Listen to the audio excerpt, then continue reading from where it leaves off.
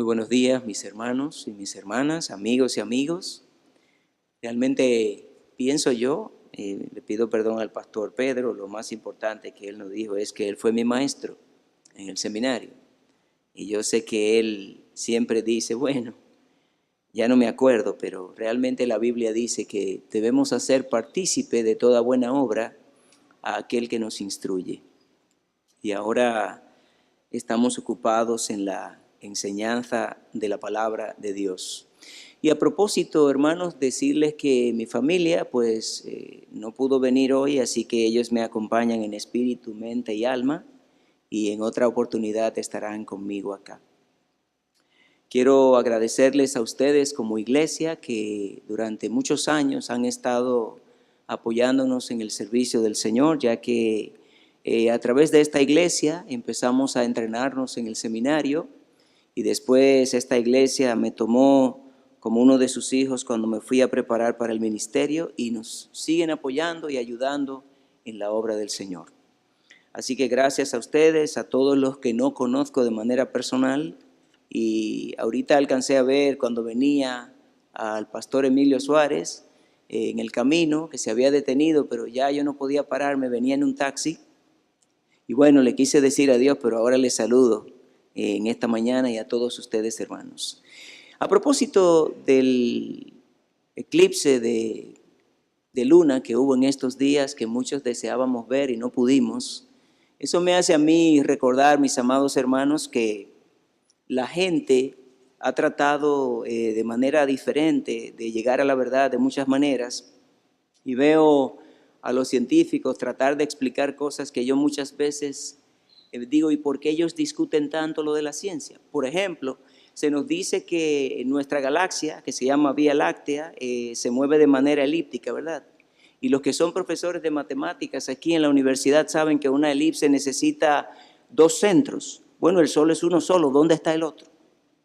¿Cómo es que se mueve de forma elíptica si hay un solo centro? ¿Cómo es que si venimos de una llamada explosión, de una supernova que fue explotada o explosionó por sí mismo, cómo es posible que si la ley de la conservación de la cantidad de momento angular que establece que si un cuerpo, una masa está girando en una dirección, en un sentido, explota? Cada partícula que se desprende va a girar en la misma dirección y en el mismo sentido de la masa original. ¿Por qué Venus está girando al revés?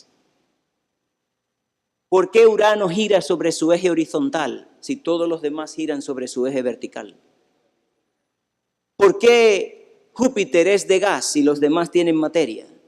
¿Por qué Mercurio gira y dura más tiempo en dar una vuelta sobre su eje que alrededor del Sol? ¿Por qué Marte tiene las características que tiene estando a la distancia que está y no cumple con las características de los demás planetas? ¿Por qué Júpiter y Saturno tienen lunas que giran en sentidos opuestos y nunca chocan? Y suben y bajan y nunca chocan. En estos días salió una publicación en el periódico donde decía que van a explosionar, pues van a ser explosionadas o a explotar. No, pues no, han estado ahí por los años que Dios ha permitido. El pasado 18 de mayo de 1980, hace ya 38 años, hizo erupción un volcán que hoy es un parque nacional en Estados Unidos conocido como el Parque Santa Elena, en el estado de Washington. Bueno, 6 meses después, los científicos que no sabían de la explosión fueron y tomaron muestras y utilizaron los indicadores biológicos. No sé si usaron carbono 14, carbono renovado 14 o argón cesio, argón potasio, y dijeron que esos sedimentos tenían 60 millones de años. Lo que ellos olvidaron es que la misma ciencia les dice que cada vez que entra en contacto con el agua puede multiplicar por 10, por 100, por 1000, por 10.000, por 1 millón, por 10 millones. Y ellos también olvidaron que cuando Dios hizo la creación la hizo con apariencia de edad. Dios hizo a Adán y cuando tenía segundos de haber sido creado era un adulto. Ahora, si nosotros pensáramos en Juan capítulo 1, versículos del 1 en adelante, la Biblia dice: en el principio era el verbo, y el verbo era con Dios, y el verbo era Dios. Este era en el principio con Dios. Todas las cosas por Él fueron hechas, y nos detenemos ahí. Y vamos a Génesis 1, la Biblia dice: en el principio creó Dios los cielos y la tierra. Fíjese que dice los cielos y la tierra. Y cuando vas al capítulo 2, que es una explicación más abundante del capítulo 1, la palabra de Dios establece que Dios terminó el ejército de ellos. Pero en Génesis 1:2 dice, y la tierra estaba desordenada y vacía, y las tinieblas estaban sobre la faz del abismo, y el Espíritu de Dios se movía ¿sobre quién? Al leer la palabra desordenada, muchos piensan que era que había un caos, un desorden. La palabra desordenada y lo único que dice es lo siguiente: cuando Moisés, casi 2600 años después de la creación, ha sido inspirado y revelado por Dios para escribir el primer libro de la Biblia, el libro de Génesis, Moisés va a describir con sus propias palabras, con el lenguaje que maneja. Él está mirando la tierra en esta etapa y va a describir la tierra que él no vio. Y es que Dios estaba desarrollando la tierra. Note que el versículo 2 nos dice que la tierra estaba cubierta totalmente de agua. Porque la Biblia dice y que el Espíritu se movía sobre la faz ¿de qué? De las aguas. No se movía sobre la faz de la tierra porque estaba cubierta. Los científicos saben que el agua en su ciclo es la misma, aunque en sus fuentes sea diferente. Y amados hermanos, la tierra tenía más o menos 2 kilómetros de agua alrededor. Y hoy día, cuando Dios dijo que se junte lo seco en un lugar, ahí entonces la tierra subió de un lado y se hundió de otro lado para que hubiera todo. Y esa famosa teoría de la Pangea es verdad. La tierra estuvo un día toda junta en un lugar. Y luego usted se fija que la Biblia dice, y dijo Dios sea la luz. ¿Y fue qué? Y Dios llamó a la luz, llamó día, y a la noche y a las tinieblas llamó ¿qué? Y fue la tarde y la mañana, un día. Y después Dios dijo, júntese las aguas aquí, y llamó a la expansión cielos, y a la reunión de las aguas llamó ¿cómo? Pero cuando usted desciende al versículo 9 en adelante, usted encuentra que la Biblia enseña que Dios le dijo, produzca la tierra hierba ¿qué? Y plantas que tengan semilla y todo eso. Y en el capítulo 2 dice que Dios las creó antes de que fuesen en la tierra, versos 3 y 4 del capítulo 2. ¿Y sabe por qué Dios creó las plantas primero? Para que tomen el dióxido de carbono y separen y den oxígeno limpio a la naturaleza. Y más adelante, en los versículos 3 en adelante, la Biblia dice que Dios creó las dos grandes lumbreras, la mayor el sol y la menor la luna, para que señoreasen en el día y en la noche. El sol en el día y la luna en la noche. ¿Y sabe algo? Dios dijo ahí para que separen la noche del día, pero ya la noche y el día existían porque ya Dios había creado el día y la noche en el verso 3, 4 y 5, simplemente para separarlo. Y qué maravilloso es ver que Dios continúa creando seres vivos, los grandes monstruos marinos, las bestias del campo, y termina en el día sexto haciendo al hombre. Y dice el verso 26, acompáñenme su Biblia, la Biblia dice, entonces dijo Dios, hagamos al hombre a nuestra imagen, conforme a nuestra semejanza. La imagen es como la sombra de un objeto, y la semejanza es el parecido que la sombra tiene con el objeto original, para que lo entendamos de manera más rápida. Dios hizo ¿a quién? Al hombre y a la mujer, pero si usted se fija con detalle en el capítulo 2, verso 7 en adelante, va a descubrir que Adán fue creado primero solo y después Dios creó ¿a quién? A Eva. Y note que Dios le dio 4 cosas particulares a Adán. En el versículo 15 en adelante de Génesis 2, la Biblia dice que Dios le dijo al hombre, de todo árbol que está en el huerto podrás ¿qué? Comer, mas del árbol que está en medio del huerto no comerás, porque el día que de él comieres ciertamente morirás. Le dio advertencia. Dios ahora le da la tarea de administrar. Lo pone en el huerto para que haga ¿qué? Para que lo labre y lo guarde. Y ahora el hombre está labrando y guardando, y ahí aprende a servir al Señor, aprende a adorar al Señor. Y luego le da la tarea de asignar. Le da la tarea de advertencia, la tarea de administrar y luego la tarea de asignar. Así que le empieza a asignar nombres a todos los animales. Y lo que se llamó jirafa en el idioma de Adán, que no sabemos cuál es, se llama jirafa en español. Y lo que se llama buey en nuestro idioma tenía algún nombre en el lenguaje de Adán. Y luego Dios le hizo a Eva y le dio la tarea de admirar. Por eso en inglés la palabra mujer es woman. Oh, amén. Porque Adán quedó impresionado cuando vio a Eva. Él vio la segunda mujer más hermosa del mundo. Después de mi mujer va Eva. ¿Verdad que sí, hermanos? Y saben, la Biblia nos enseña a nosotros, Moisés nos está dando todos estos detalles maravillosos. Y bueno, y Dios creó a Adán, ¿verdad que sí? ¿A Adán y a quién? No a Adán y a Esteban y a Eva y a Estela. Él creó a Adán y a quién? A Eva, un hombre y una mujer. Y de ese hombre y de esa mujer nacieron ¿quién? Caín y Abel y las hermanas de ellos también. Lo que pasa es que la Biblia no nos da los detalles de una vez. Pero de Caín y Abel, Caín mató a Abel y después Dios le dio otro hijo varón llamado como Set, en Génesis 4:25. Y usted empieza a leer el capítulo 5 y habla del libro de las generaciones de Adán. Entonces la Escritura nos dice que Adán tuvo un hijo llamado Set. Y Set tuvo un hijo llamado Enos. Ayúdenme. Y Enos tuvo uno llamado Cainán. Y Cainán tuvo uno llamado Mahalaleel. Y Mahalaleel tuvo uno llamado Jared. Y Jared tuvo uno llamado Enoc. Y en el verso 22 de Génesis 5 la Biblia empieza a dar detalles de Enoc, que era un hombre que caminaba con Dios. Y caminó y corrió y voló con Dios porque Dios se lo llevó. Entonces, Enoc tuvo un hijo llamado Matusalén, el que más vivió, y murió en el mismo año del diluvio, pero antes del diluvio. Y Matusalén tuvo uno llamado Lamec, el segundo Lamec de la Biblia, porque el primer Lamec era nieto de Caín. Ahora, la Biblia dice que Lamec tuvo un hijo llamado ¿cómo? Noé. Y hubo descanso.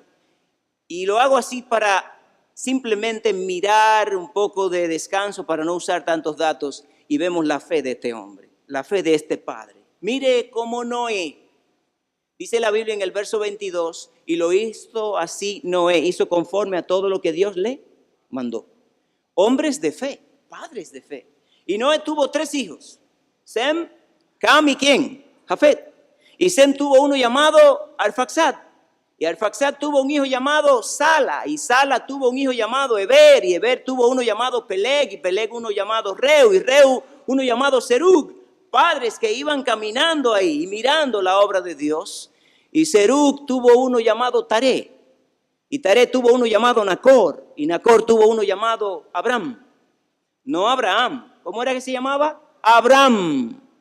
Porque más adelante Dios le va a cambiar el nombre por Abraham. Y ese Abraham, al que Dios le llama después Abraham, es al que Dios llama en el capítulo 12. Dice la Biblia que Dios le dijo, levántate y vete a donde yo te mostraré. Y salió sin saber a dónde iba porque lo hizo con fe. Ese es el padre que más adelante es llamado el padre ¿de qué? De la fe. Y ese Abraham, que después se llama Abraham, tuvo un hijo llamado ¿cómo? Isaac. E Isaac ese era un hombre de fe también, un padre de fe. Duró 20 años casados con Rebeca y no tenía hijos. Y le oró a Dios. ¿Y qué dice la Biblia? Que Dios le dio hijos. ¿Y habían cuántos? 2 mellizos. Uno era llamado Esaú y el otro Jacob. Bueno, y Jacob sabemos que era un hombre de fe también. ¿Sabe por qué? No porque él le haya dicho al Señor, Señor, mira, cuando tú me bendigas yo te voy a dar el diezmo. Lo que me llama la atención y quiero detallar aquí en esta mañana es que Jacob, cuando supo que su hijo José estaba vivo, que vio los camellos y los carros y se alegró el corazón y se revivió en su alma, le dijeron, vámonos papá, sí, salgamos, pero guíense de mí. Papi, pero vamos para Egipto, ahora vamos para Berseba a ofrecer sacrificios a Dios. Y ese es el tipo de hombres y de padres que estamos necesitando en estos tiempos. Ahora Jacob tuvo ¿cuántos hijos? 13. Una hembra y 12 varones. ¿Verdad que sí? Rubén, Simeón, Leví, Judá, Isaacar, Zabulón, Dan, Neftalí, Gad, Aser, José y Benjamín. Y ahí hay uno que quiero simplemente resaltar entre todos. ¿Se acuerdan ustedes que José estaba en Egipto? Él le dice en el capítulo 50 de Génesis, cuando Dios les visite, saquen mis huesos de aquí porque Dios les va a visitar. Pero él no estaba pensando en la visita para volver a la tierra. Él estaba pensando más allá en el futuro de que un día Dios les iba a visitar. Y era una herencia de fe que venía. Lo interesante es, hermanos, que de esas 12 tribus se formó una nación. ¿Cuál es el nombre de la nación? Israel. Y esa nación un día pasó casi 400 años con jueces. Y de ahí pidieron un rey que se llamó ¿cómo? Saúl, el segundo rey Saúl de la Biblia. El otro está en Génesis 38, llamado Saúl de Rehobot, pero este es el segundo rey Saúl, el primer rey de Israel. Y este Saúl desobedeció en la fe y luego vino un rey llamado ¿cómo? David. Y David tuvo un hijo llamado ¿cómo? Salomón. Y ahí se dividió ¿qué? El reino. El reino del norte y el reino ¿de dónde? Del sur. En el norte había 20 reyes y en el sur también, pero había una que era metida en el grupo, Atalía, que ella usurpó el trono por casi 7 años. En cada uno de esos hombres podemos ir mirando como padres acerca de la fe de ellos. Y podemos mirar que uno de ellos le oró a Dios cuando estaba enfermo y Dios le sanó y al final fueron cambiando las cosas y hubo reyes que estuvieron dispuestos aún a decirle a su mamá, esos ídolos, esas estatuillas hay que sacarlas de aquí porque a Dios no le agrada. Ezequías, por ejemplo. Bueno, y la nación llega a un momento donde los del norte van al cautiverio y los del sur también, con una diferencia de más o menos 150 años. Y llegamos al caso de Daniel, que está en Babilonia. Y a Daniel le dicen a sus amigos, a Ananías, Misael y Azarías, miren, van a ir al horno de fuego. Y ellos se reúnen entre los tres y dicen, no nos han dicho nada. Pero miren, es el horno de fuego. No, pero no nos importa. ¿Ustedes creen que está apagado el horno? No nos importa. Porque el Dios al que nosotros le servimos puede librarnos. Y si no, sepas, oh rey, que no te vamos a adorar tu estatua. Hombres que estaban caminando con fe. Ahora más tarde le tocó el turno a Daniel. Había un grupo de hombres que quería el cargo que él tenía y trataron de hacerle daño y cuando le avisaron en Daniel 6:10 la Biblia dice, y cuando Daniel supo que el edicto había sido firmado, mira, Pastor Pedro, venga a orar por mí. No, él ni se intimidó ni se inmutó, él se quedó igual, ni oró más, ni oró menos. La Biblia dice que él entró en su cámara, abrió la ventana que daba hacia Jerusalén y oraba a Dios como lo solía hacer antes y daba gracias. Ese es el tipo de padres que necesitamos en esta época. Padres que no importa lo que venga, siguen haciendo lo que están haciendo bajo la dirección de Dios. Pero luego ustedes conocerán la historia que pasó, pasaron imperios por aquí, imperios por allá y llegamos al momento donde estamos bajo el imperio romano en la época de Julio César. Termina Julio César y entra Augusto César y ahí nace el Señor Jesucristo. ¿Verdad que sí? Nace Jesús en los días de Augusto César y usted sabe que a los 30 años él empieza su ministerio ¿qué? Público y escoge 12 hombres para que estén con él, para mandarlos a predicar a las ciudades donde él iba a llegar. Y a mitad de camino de su ministerio sucede una de las cosas más trascendentales en la vida de 3 de esos hombres.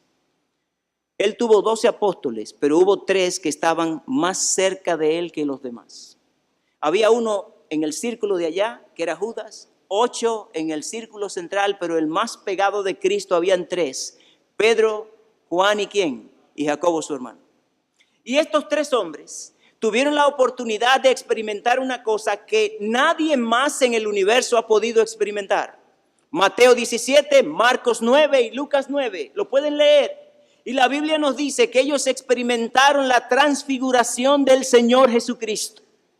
Y cuando están experimentando la transfiguración de Cristo, ellos ven cómo desde el cuerpo de Cristo sale esta iluminación tan grande que dice que ningún lavador en la tierra los podía tener las ropas así. Y allí está Pedro embelesado mirando la obra del Señor porque era un saborear por adelantado de la glorificación del Señor y de la nuestra también. Y Pedro, junto a Juan y Jacobo, reciben la noticia de Cristo que les dice, no le digan a nadie de esto hasta después que el Hijo del Hombre haya resucitado. Y usted dirá, bueno, pero Mateo escribe, sí, pero Mateo escribe en el año 45, en adelante, inspirado por el Espíritu Santo y por revelación. Pero los únicos 3 que vivenciaron eso, que lo experimentaron, fueron Pedro, Juan y Jacobo. Y solamente a Pedro se le permite escribir después de su experiencia. Y la palabra de Dios nos dice en 2 de Pedro, capítulo número 1, versículos 16 al 21, porque no os hemos dado a conocer el poder y la misericordia de nuestro Señor Jesucristo siguiendo fábulas artificiosas, sino como habiendo visto con nuestros propios ojos su majestad. Pues cuando Él recibió de Dios Padre honra y gloria, le fue enviada desde la magnífica gloria una voz que decía: este es mi Hijo amado, en el cual tengo complacencia. Y nosotros oímos esta voz enviada del cielo cuando estábamos con Él en el Monte Santo. Tenemos también la palabra profética más segura, a la cual hacéis bien en estar atentos como a una antorcha que alumbra en lugar oscuro hasta que el día esclarezca y salga en nuestros corazones el lucero de la mañana. Hermanos, le voy a decir algo muy importante en esta hora. Los hombres hoy están buscando por una de tres maneras arribar a la verdad. O lo hacen por el empirismo. El empirismo es esa forma que dice: ve y hazlo, y si funciona es verdadero, y si no funciona, abandónalo.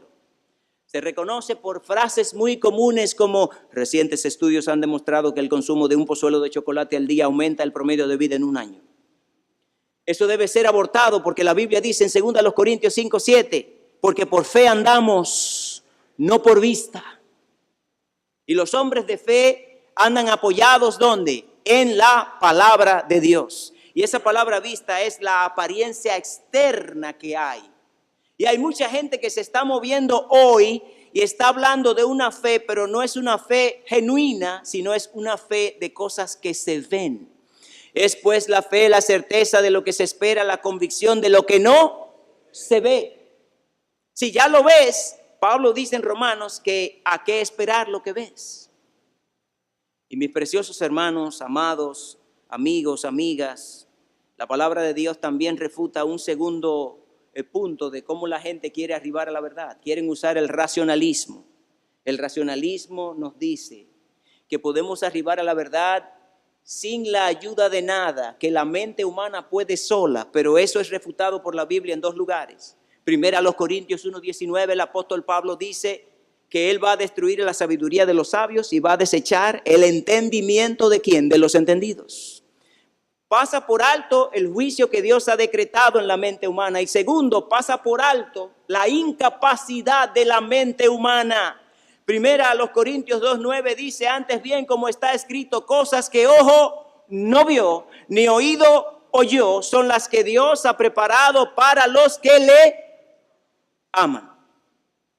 Hace unos meses, un par de años atrás, tuve a un grupo de jóvenes que llegaron a la iglesia y me dijeron: pastor, estamos aquí para que después del culto nos conteste una pregunta. ¿Y cuál es? Mire, es que hay una muchacha de Bolivia que ella fue al infierno y nosotros queremos que usted nos explique. Yo les dije: no puedo explicarles nada.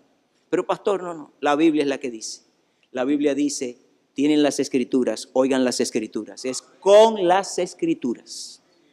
Hermanos, el tercer método que se debe usar para arribar a la verdad, y es el verdadero, es la revelación de las escrituras que vino de arriba hacia abajo.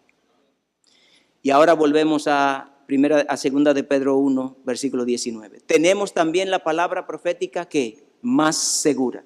El apóstol Pedro vivió en su vida personal la experiencia más grande que ser humano alguno haya tenido. Fue el único que se le permitió escribir después de esa experiencia. Pero hermanos, las experiencias por más grandes, más extraordinarias, más buenas, más inmensas que sean, son experiencias, son pasajeras. Lo más seguro es la palabra de Dios. Pedro dice: tenemos también la palabra profética más segura. Él estaba seguro de su experiencia en la transfiguración de Cristo. Pero para él, la palabra de Dios era más segura que su experiencia, porque ya pasó. Pero él sabe que el cielo y la tierra pasarán, pero la palabra de Dios nunca pasará.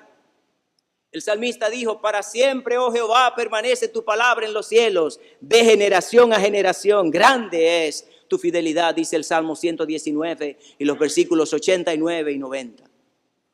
Mis hermanos preciosos, este libro glorioso de Dios nos enseña a nosotros de tantas cosas que pudiéramos pensar. Y pensar, por ejemplo, que la Biblia nos dice a nosotros en Mateo 8 del siervo del centurión que le dijo: Señor, con tu palabra que digas, con eso basta. Y la Biblia dice, Jesús hablando, Nunca he visto tanta fe. Usted está oyendo, declaración de Cristo, tanta fe. ¿Se recuerdan de la mujer sirofenicia que se acercó y le dijo, Señor, pero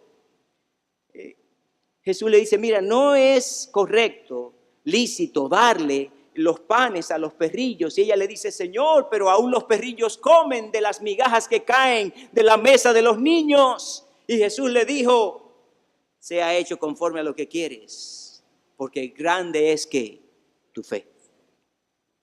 Pero también la palabra de Dios nos habla. Un día Pedro estaba en algo y Jesús le dijo, hombre, ¿por qué dudaste? ¿Hombre de qué? De poca fe. Hay gente que son gentes de tanta fe, de grande fe, de poca fe. Y hay hombres como en Lucas 17 que se acercan y le dicen, Señor, aumentanos la fe, que se dan cuenta de la necesidad. Lucas capítulo 17, verso 5, aumentanos la fe. Pero también debo decirles que hay hombres que son de una fe como los 10 leprosos de Lucas 17. Fueron a Jesús y le dijeron, Jesús, hijo de David, ten misericordia de nosotros. Y la palabra de Dios dice, vayan y muéstrense al sacerdote. ¿Y sabe lo que hicieron ellos? Fueron obedientes. Eso se llama fe. Y en el camino fueron sanados. Y el hecho de que se haya devuelto uno a agradecer y los 9 no, el punto aquí que queremos resaltar en este momento es el hecho de la fe de estos hombres, de la obediencia de estos hombres. Pero también, mis hermanos, para nosotros, recuerde que hay gente también que niega la fe. La Biblia dice que si alguien no provee para los suyos es peor que un incrédulo. ¿Ha negado qué? La fe. Y así arribamos a nuestro texto en esta mañana, que es Marcos capítulo 2. Quiero pedirles que abran su Biblia al libro de Marcos, al capítulo número 2. Marcos capítulo 2. Bueno, y si está ahí en el proyector, es una ayuda grande. Así leemos todo, ¿verdad que sí? Lo que pasa es que ese fue el texto que yo le dije al hermano con el que iba a comenzar. Y que el texto de la predicación lo iba a dejar para después, pero igual, ya lo leímos. Ya leímos ese texto hasta la primera coma del versículo 3. Todas las cosas por Él fueron hechas. Y lo completamos, y sin Él nada de lo que ha sido hecho fue hecho. Ahora, en el capítulo número 2 del libro de Marcos, Marcos 2, la Biblia nos dice que entró Jesús otra vez en Capernaum y se oyó que estaba ¿dónde? En casa.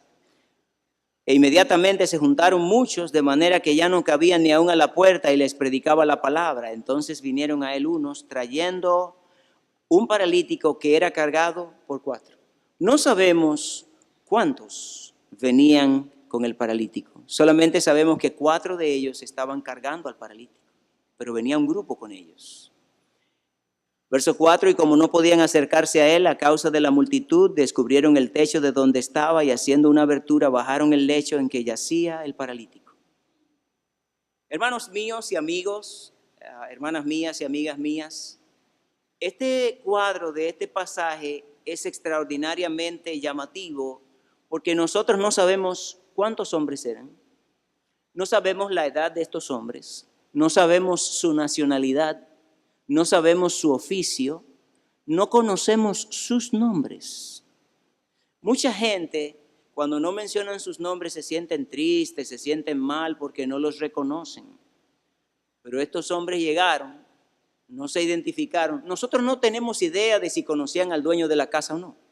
Nosotros no sabemos si conociéndole le pidieron permiso o no, y si no conociéndole le pidieron permiso o no para abrir el techo de la casa. El caso es que estos hombres están llegando, y entienda toda la introducción que tuvimos de cómo estos hombres que vienen desde el inicio del mundo, desarrollando, depositando, ejercitando fe en la persona del Señor. Y allí estos hombres vienen, son hombres que no sabemos su lugar de procedencia, dónde vivían, no tenemos nada definido de estos hombres, solamente conocemos que eran un poco más de 4 hombres.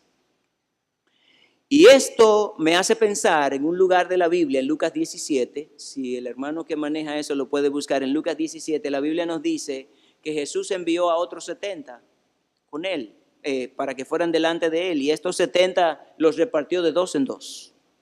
Y les dio responsabilidades, qué tenían que hacer en cada ciudad, predicar, y si les recibían o no. Había una cosa clave que no podían cambiar, y era el mensaje. Los versos 9 y 11 nos dicen que tenían que predicar el mismo sermón. Si les reciben, predíquenle que el reino de los cielos se ha acercado, y si no les reciben, el reino de los cielos se ha acercado. No se podía cambiar el mensaje. Cuando ellos vienen de regreso, verso 17 del capítulo número 10 de Lucas, dice la Biblia, volvieron los 70 con gozo, y cada uno estaba contando su propia historia. Yo vi a Satanás, esto y por aquí, los demonios se sujetan en mi nombre. Y Jesús los espera mansamente y les dice, yo veía a Satanás caer del cielo como un rayo. Pero no os regocijéis de que los demonios se os sujetan en mi nombre, sino regocijaos de que vuestros nombres están escritos en los cielos. Él los reprendió y les dijo dónde regocijarse. Regocijarse en la obra que el Señor estaba haciendo y había hecho, no en lo que ellos estaban haciendo. Pero mis hermanos, estos hombres, quiero decirles que en la Biblia hay 2.960 nombres de personas diferentes. Muchos repetidos, otros muy usados, pero estamos aquí ante un pasaje de la palabra de Dios que nos dice que hay hombres que estuvieron dispuestos a traer a otro a donde estaba Jesús. Ellos no se sabe qué distancia caminaron, no se sabe cuántas paradas hicieron en el camino, no se sabe cuántos de ellos cambiaron de mano para llevar al paralítico donde estaba Jesús. Lo que sí vamos a ver en esta mañana es que estos hombres de alguna manera le hablaron a este paralítico de una manera tal en su vida personal que el resultado de lo que le hablaron a este paralítico fue algo extraordinario. Fíjese, la Biblia dice en el versículo 5, al ver Jesús la fe de ellos. Y antes de entrar ahí, porque ya casi terminamos el sermón en esta mañana, después que yo termine esto que les voy a explicar, entraremos a la fase final. La Biblia dice ahí, al ver Jesús la fe de ellos. Quiero que nos concentremos por un momento en esta palabra ver. Acompáñenme a Juan capítulo 20 por un momento. Ayúdenme allá en Juan 20 del 1 en adelante.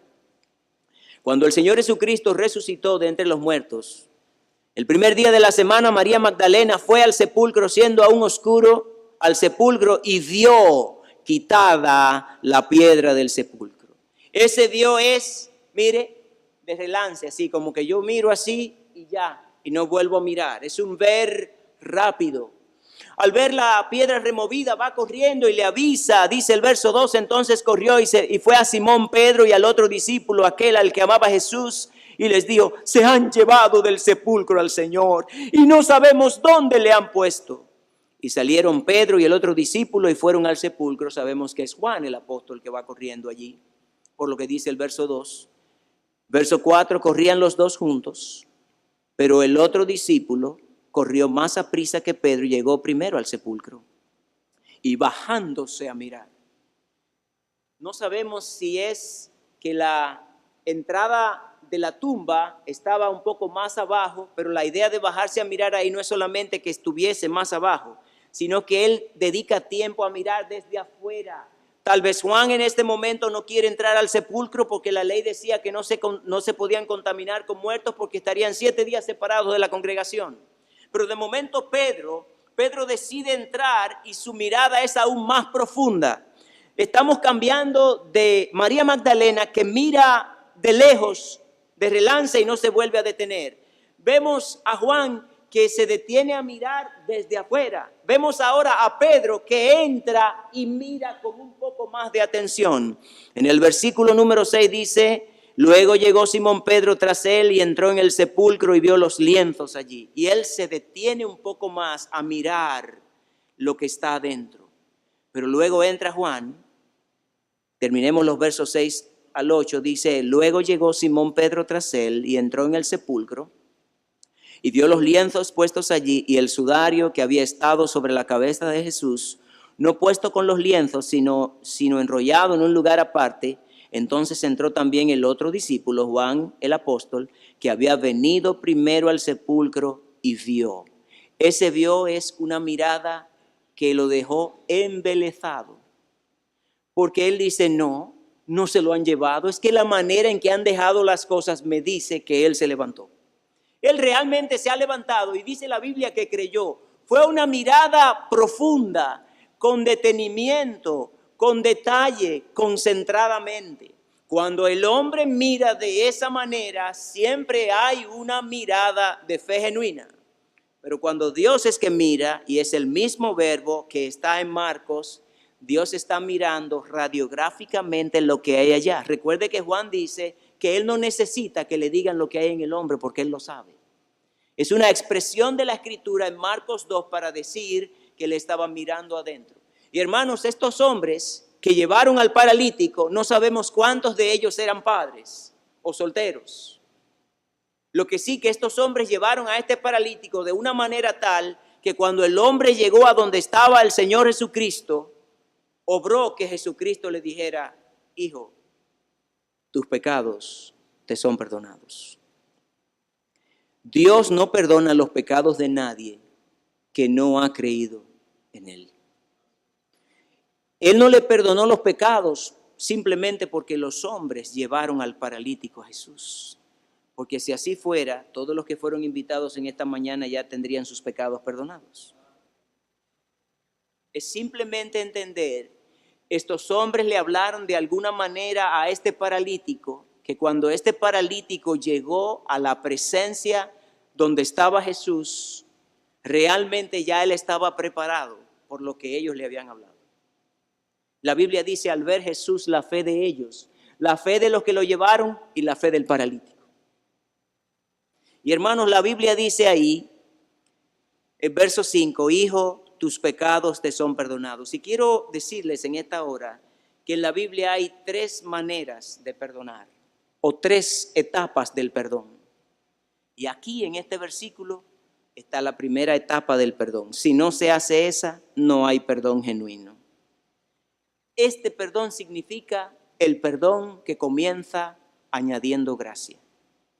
El Señor Jesús, cuando dice que le fueron perdonados sus pecados, es el inicio, la etapa de decirle, te son perdonados verdaderamente.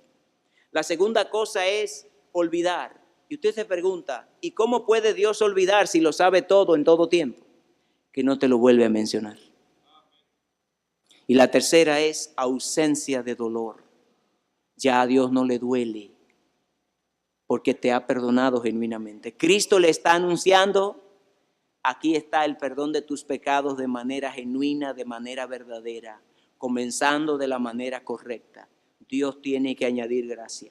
Por eso la Biblia dice en el libro de Romanos capítulo 5 verso 8 más, Dios muestra su amor para con nosotros en que siendo aún pecadores, Cristo murió por nosotros. Romanos 5:1, justificados pues por la fe tenemos paz para con Dios. Esta iglesia me recuerda a estos hombres. Aquí hay hermanos que yo conozco de esta iglesia que me daban testimonio de que cuando se convirtieron, alguien le decía, mira los años que yo tenía orando por ti. Los tenían en un cuaderno orando por ellos. Hay uno de esos hermanos que no está aquí esta mañana, pero está su mamá. Y está su papá también. Y vi a su hermano también. Y quiero decirles que realmente es maravilloso ver hombres como estos hombres. Desconocidos, no se sabe de nada, solamente se sabe que trajeron a Jesús, a este hombre. Quiero animar a esta iglesia a que siga trayendo gente a Jesús para que alcancen el perdón de sus pecados y que lo hallen como la palabra de Dios nos enseña a nosotros. Yo no sé cómo llegaste a conocer al Señor, pero sé que alguien ha estado dando rodillas por ti, te ha estado invitando, ha estado procurando la manera de que tú conozcas a Jesús, aunque no le hayas visto en persona. Estos hombres vieron a Jesús en persona ese día, al Jesucristo hombre, y vieron al Jesucristo Dios obrar, porque solamente Jesucristo Dios es que puede dar perdón de pecados. Y Cristo les demuestra a ellos esto y le hace la pregunta y le dice, ven acá, ¿qué es más fácil? Decirle al pecador, tus pecados te son perdonados, o decirle, paralítico, a ti te digo, levántate y anda. Dígame en serio, ¿qué es más fácil? Es más fácil decirle, tus pecados te son perdonados. ¿Por qué? Porque usted le dice, tus pecados te son perdonados y ya. Pero si realmente usted tiene poder para sanar a alguien, tú tienes que hacer que ese hombre se levante. Y no como esos hombres que andan relajando con eso ahora. Estamos hablando de la seriedad de la predicación de la palabra de Dios. A un paralítico, a un ciego, tú decirle, tú estás sano, tú tienes que demostrárselo. Ahora, Cristo usó como ilustración la sanidad física de este hombre para mostrarles a ellos que este hombre había sido perdonado genuinamente. Y le dijo, paralítico, a ti te digo, levántate, toma tu lecho y vete a tu casa. Y con eso Cristo le confirmó a ellos que los pecados de este paralítico habían sido genuinamente perdonados. Estamos viviendo en una época donde estamos recibiendo ataques vía internet, vía intranet, vía supernet y vía todos los nets que se puedan inventar hoy. Y el hombre hoy nos está empujando a nosotros a tratar de creer cualquier cosa que anda por ahí. Este hombre fue traído por estos hombres a Jesús y cuando llegó no movió a Cristo a sanarlo, lo movió a declararle el perdón de sus pecados. Que esta iglesia continúe buscando la manera de que cuando la gente venga a la iglesia, venga convencido de que es pecador y que Cristo le va a dar perdón de pecados y vida eterna. Las emociones son buenas para algunas cosas. Ahorita nos divertimos con emociones. Me gozaba yo mirando a todos esos niños hablar de sus padres. Pero eso es pasajero. Lo que permanece para siempre es la palabra de Dios. Ese recorrido que hicimos desde antes de la creación, ahora yo hago la pregunta. Vino el Big Bang, ¿verdad? Explosionó, lo hicieron explosionar o explotó. Yo pregunto, ¿y qué hubo antes de ahí? Porque es muy fácil decir, hubo algo. Miren, hermanos y amigos, no se sorprendan. Hoy día hay gente, hay llamadas universidades cristianas, que hoy están negando la preservación de las Escrituras, que están negando la revelación de las Escrituras, la inspiración de las Escrituras. De hecho, hoy hay hombres que se llaman evolucionistas teístas, que creen que Dios creó todo y lo dejó para que evolucionara. Otros son evolucionistas agnósticos que creen que realmente vino la evolución y que Dios existe, pero que es inconocible e inexplicable. Y están los evolucionistas ateístas que dicen que no es posible la existencia de Dios. Pero nosotros tenemos un libro que ha probado en el tiempo ser el mismo durante todas las edades. Los padres que están aquí en esta mañana, les quiero animar a que nos ocupemos de seguir trayendo a otros. Espiritualmente la gente está en lechos ahora mismo y necesita ser cargada para venir a Jesús. La gente no va a venir por sí sola. Necesitamos irles a buscar. Ven, súbemelo ahí.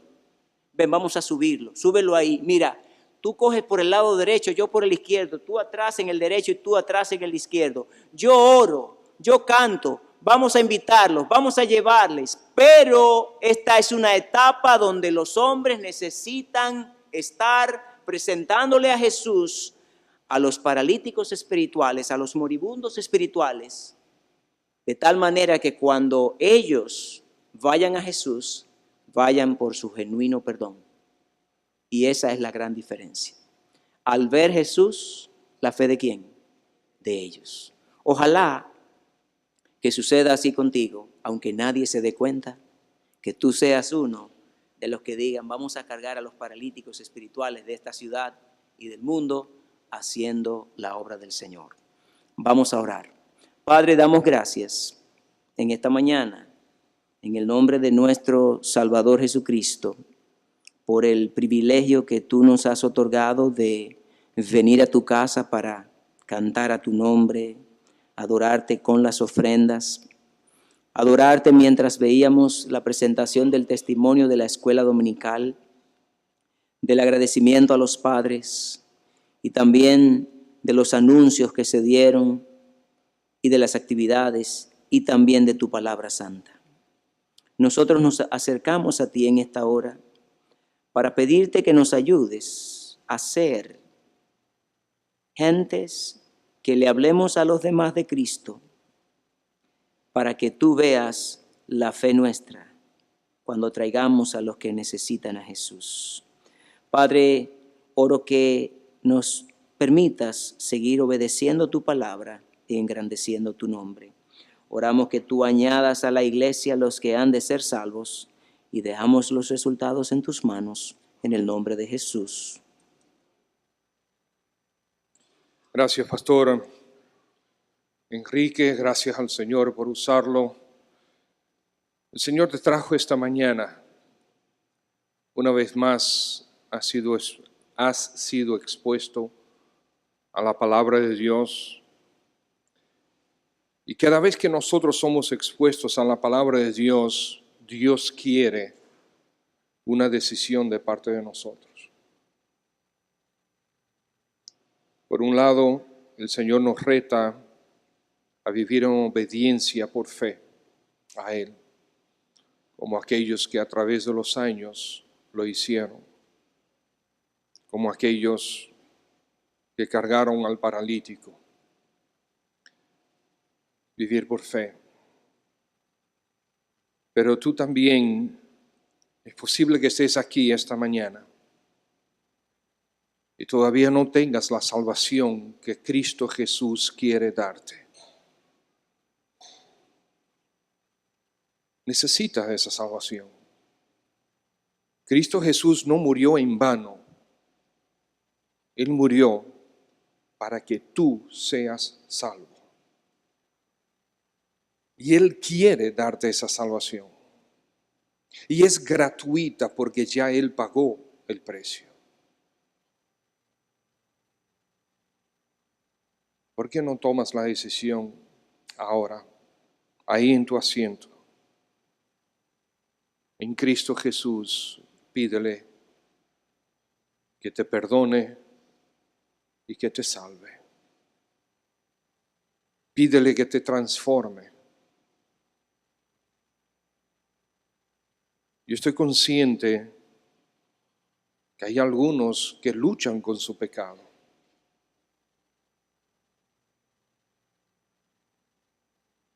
Pero el Señor quiere librarte. El Señor es el único que puede darte la victoria. Reconocer al Señor Jesús como el único y todo suficiente Salvador. Único Salvador, no hay más. No hay religión, no hay filosofía, no hay persona, no hay organización. Cristo Jesús es el único Salvador. Y es el todo suficiente Salvador. Quizás quieras pedirle a Él en este momento perdón por tus pecados y que Él sea tu Salvador a partir de este momento. Señor, tú ves a todas las almas, tú ves a todos los corazones, tú ves a aquellos que son indiferentes y a aquellos que están tocados por tu palabra, por tu Santo Espíritu. Aún aquellos que son indiferentes, tú los amas, Cristo murió por ellos. Atráelos a ti, Señor. Tráelos a Jesús. Aquellos que ya son sensibles a tu palabra, tráelos a Jesús. Ahí en tu asiento, tú puedes pedirle al Señor que te salve, que te perdone. No estamos hablando de religiones, no estamos hablando de nadie más excepto Cristo Jesús. Esta iglesia no te salva, los pastores no te salvan, las canciones no te salvan, porque el único Salvador es Cristo Jesús, y nadie viene al Padre sino por Él. Haz de Él tu Salvador. Dile, Señor Jesús, quiero que seas mi Salvador. Quiero que seas el que perdona mis pecados aún en este momento y a partir de este momento. Señor Jesús, me entrego a ti. Gracias por tu perdón. En este momento y de ahora en adelante, sé tú mi Salvador y mi Señor. Es tu relación con Dios, intimidad personal. Pero qué bueno sería que nosotros pudiéramos gozarnos contigo en esta decisión que tú estás tomando.